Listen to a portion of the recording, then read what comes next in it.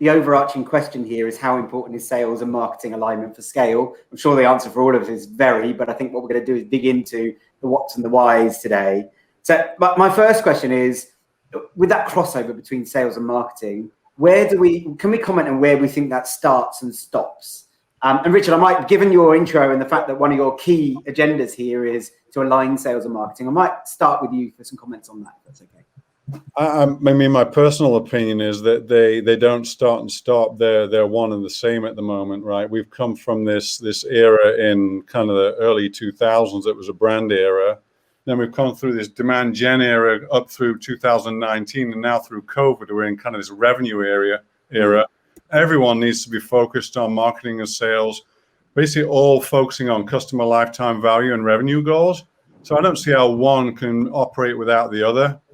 And in my different analogy is if Gareth Southgate's head of marketing and Harry Kane's head of sales, they better be on the same page tonight. Otherwise, there'll be a problem, and they'll iterate on that strategy throughout the game tonight to effectively get rid of the competition and improve their chances of getting to their goal. So I think marketing and sales is the same thing. You just got to be laser focused on and aligned on the same goals, which is around revenue these days. Brilliant. Marcus, I'll come to you for comments. Anything to add to that?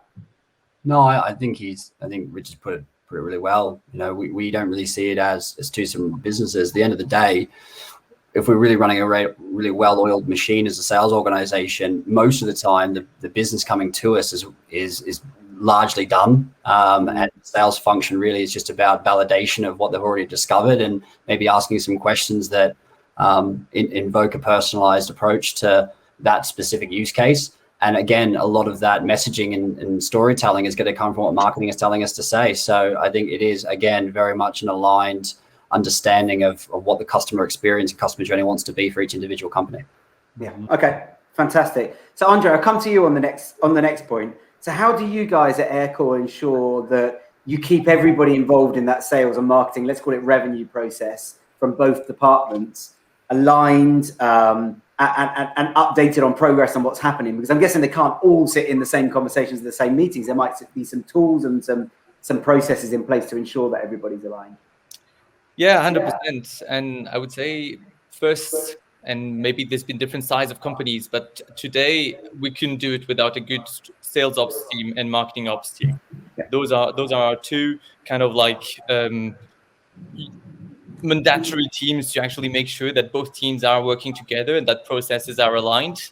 And I would say, if I were to reflect on the early days of Aircore, those have been two teams that we've underestimated in the sense that we've taken too much time to actually invest in those teams. And so depending on the audience who's attending, but I would say when we started really investing in sales ops when we reached approximately 200 employees, whereas for me, this is already too late. And we're already feeling kind of like on some meetings, on some aspects, this lack of actual working together on each part of the sales cycle and before prospect cycle, I would say. So I would say, yeah, those two teams are as important as any other team, but definitely here the key to actually crack this working together. How about you, Richard? What do you do to ensure that everybody stays aligned and updated on what's going on? Yeah, Drift's got a very open culture. We have what's called Monday metrics, where we essentially expect everyone in the company that's impacting sales and marketing to be on that call. And it's a matter of over 15 minutes saying where we are against our goals. And it's not pointing fingers if you're falling short. It's about collaborating and holding people accountable and together figuring out how we go hit those goals. Yeah, interesting that culture plays an important part. Marcus, anything to add on that? What's happening at SalesLoft? How do you guys keep the marketing and the sales teams aligned and talking to each other? Yeah, I think it's a combination of what Andre and Richard have actually said. We did two things. One is a really strong rhythm of the business. We ensure that the right people in the right rooms on a consistent basis with a clear understanding of what we're going to be discussing and what the data is doing to support those conversations. I think the second thing is, as we've scaled, we've gone from having very generalist marketing to very specialist marketing. And I think that's also also very, from a general sales team to a very specialized sales team. So I think also just making sure that time is well spent and that it resonates with actually how they're going to be supported in their own individual tasks and roles and responsibilities. Marcus, I'm going to stay with you just for a second. it's really easy to talk about perfect case. This is what we're trying to achieve. Let's look the other direction. Have you seen examples of, and if so, what examples have you seen where it's gone wrong, where you've got sales and marketing working in silos, not connected? What sort of problems have you seen that cause in well, whether it's clients or somewhere you've been yourself? Yeah, I guess this is the bit I get to slam my old company. But I think a lot of it will, especially we'll put it through the lens of technology. Okay, so technology can do a lot of things and also can't do a lot of things. And I think actually where the misalignment comes is when we just clearly don't have an understanding of what problems we're solving and who we're solving them for.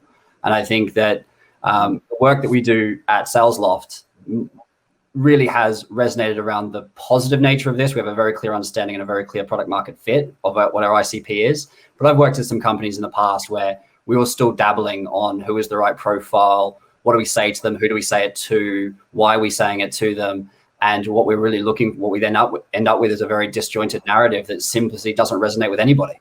And the huge problem with all of this is, I think Richard touched on it earlier in one of his answers, is that when we speak to clients today, the vast majority of them are already very well educated. And when they talk to us from a sales perspective, they're all really they're looking to do is validate their existing point of view.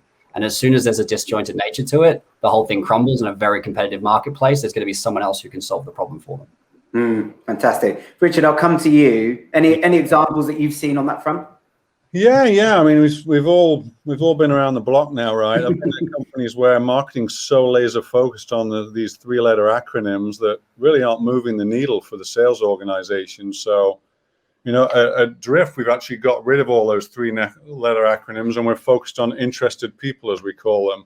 And it's about everybody in the boat focused on revenue, not marketing focused on, I've hit my goals, but even though it's having zero impact on filling up the pipeline. So getting those laser focused on all the same things has been really, really impactful for Drift. Fantastic. Andre? Yeah, I was going back to Marcus' point. I fully agree on the fact that at the end, it all comes down to boiling down who your persona and your ICP is. And that's maybe where I've seen some challenges, even within Aircall. And now I think we've gotten to a stage where when you have a product which actually talks to maybe 3 or 4 personas, which is the case at Aircall. Aircall is a phone system. We sell to, of course, a sales leader, but also to a customer support leader or an IT leader. 3 people who think very differently. And the sales team is, of course, always exposed to those people. So they're able to learn and actually digest how those people actually talk, what jargon they use. And this is where sometimes we've actually have marketing team, which are, of course, experts in their domain, whether it be SEO, SEA, content, and so on. But it's always the hardest for a marketing team is when the communication with the sales team isn't happening. And therefore, their knowledge of the personas of the ICP isn't at the same level. And therefore, they can't actually build on this.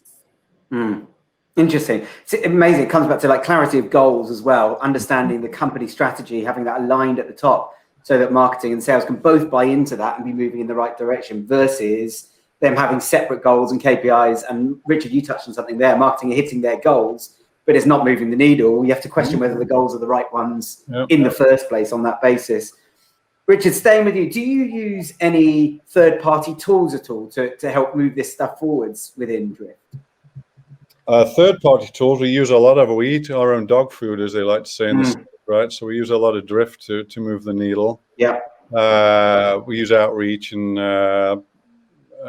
actually use some SalesLoft stuff too. And, but yeah, those are Marketo, the usual suspects. Yeah.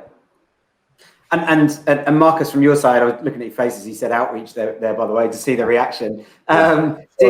Do you, I'm guessing things like Slack, we talked about earlier, jumping on a weekly call, that kind of stuff coming to play with just ensuring the communication is moving across between those two teams? Yeah, I when I think about that particular question, I would put it a slightly different way. Yeah. I think the number one technology that we use when it comes to building a relationship between sales and marketing is probably 2 things. One is it's a mobile phone and it's a corporate credit card. I think ultimately here we can throw Drift, we can throw Slack, we can throw SalesLoft at the problem. But at the end of the day, where I've seen experience over probably the last 10, 15 years is the sales and marketing relationship was very sibling. It was very brother and sister. They would work together, but didn't necessarily want to work together. And I think the way that we think about it here at SalesLoft is we very much try and make it a friendship relationship. There is a clear understanding of how and why we want to work together. And just having that relationship between our marketing and our sales team has been critical for the success that we've been driving. And it's got nothing to do with what technology we use to communicate. Yeah, love that. Love that. Andre, anything to add? No, maybe, but maybe to this point, I mean, sometimes it's true, hiding behind a tool or thinking that a tool will solve it is the danger. And sometimes maybe I still believe that there are always a few tools that you will need. And your marketing automation tool, definitely. We use Marketo, your CRM, we use Salesforce. Having the two working together is already kind of like a huge challenge and requires sometimes many headcounts to just make the integration between the two work perfectly and maybe allow you to track whatever results of any campaigns that you're launching. So I would say that's always my first kind of say to the team, we have already a few things. Let's try and make them work perfectly, integrate well, and then we'll add more tools if really needed. Yeah, and I guess the tools are only as good as the people using them and the training and the coaching around that as well. So I think there's some really valid points in there. For you, and Andre, I'll stay with you, put you first for the first time. What's the impact that you've seen when you've seen true alignment between sales and marketing? Because that might be all the time. It's highly unlikely to be. It's more likely to be on a campaign or temporary because you've got the right people in the team or whatever it might be. What's been the impact for you, either there or in a previous role?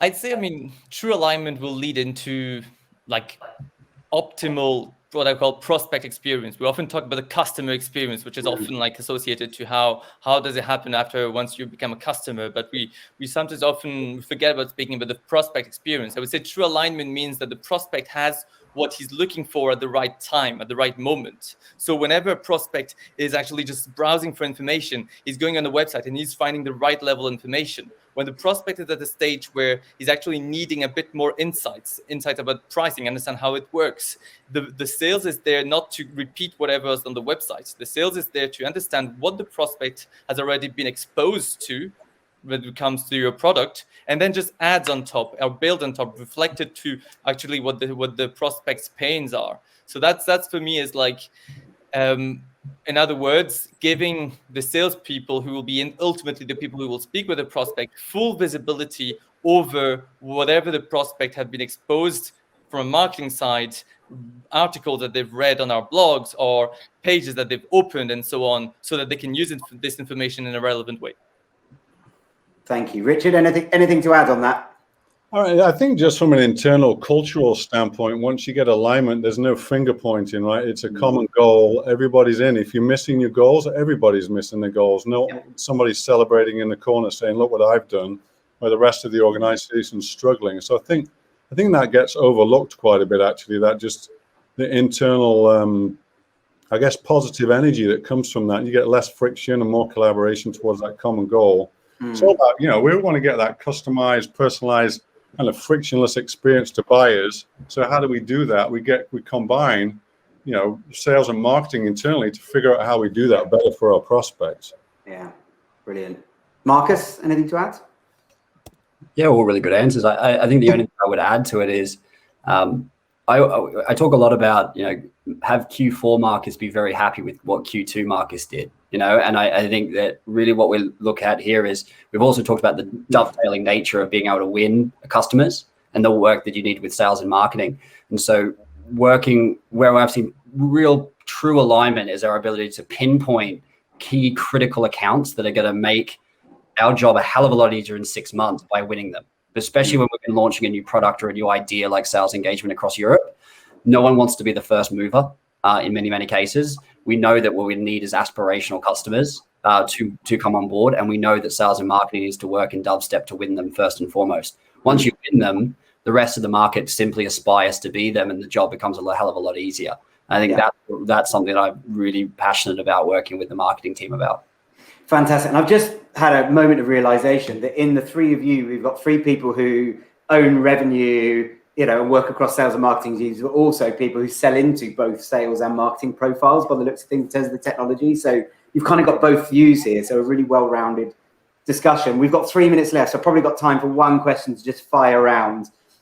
Most of our audience are more involved in sales than they are marketing here. So I'm going to throw the question out around, if you're a sales professional listening to this, why should you care? Why should it be important to you to work and collaborate with marketing? I know we can do it the other way around, but let's do it from a sales perspective. Richard, I'll start with you. Well, I hope there's not too many marketing people on here. They might be upset by what I say, but from my opinion, sales is a customer of marketing. So as the customer, you need to be going and telling marketing what you need to get to your goals. So it's really important you build that strong relationship. That it's not another finger pointing exercise. We're in this together, guys. What do we got to do to get to these revenue goals? Fantastic. Marcus. I would say that there's really three things as a salesperson you can manipulate to make more commission, and that's win more deals, make them more valuable, and win them faster. And I think at the end of the day, you are the least important person in the room when it comes to winning deals. Either the product does what it needs to do, or the marketing team tells a great story. Yeah. You know, at the end of the day, you're an advocate for what they have created and what they want you to tell. Fantastic. Andre, do you have a say on this? No, I think all aligned, completely aligned with Richard's point on not pointing finger. I mean, it's never as a sales leave the responsibility of pipeline to marketing. I mean, this is like the worst mistake you can never do in a company. Just believe that the sales is here to close the business, and we're just in charge of a conversion rate and somehow. No, that's not the way it works. Your insights, your inputs, your conversations, your during lunchtime, whatever, where the marketing team will actually feed all this value and will bring it back into pipeline. You'll have influence on that as much as what you think the marketing team does. That's fantastic, guys. Well, look, has anyone got a killer example of something that's happened in their business where sales and marketing have aligned perfectly? I've only got time for one as James comes on the screen. Anyone want to nominate themselves? I'll sound like I'm pushing drift too much, but we did this whole focus on account-based engagement, which was powered by our AI bot. It translated into basically 334% increase in opportunities, 122% increase in account engagement. And it was all around building personalized buyer experiences and conversations at scale, something that everyone on this call could probably take advantage of. Hope that was quick and to the point. Yeah, fantastic. We're bang on 1:45, guys. Loved every one of your contributions. It feels rushed when it's 20 minutes, but loads of value over there. Thank you very much for joining us. And I'll hand over to James to introduce our next speaker.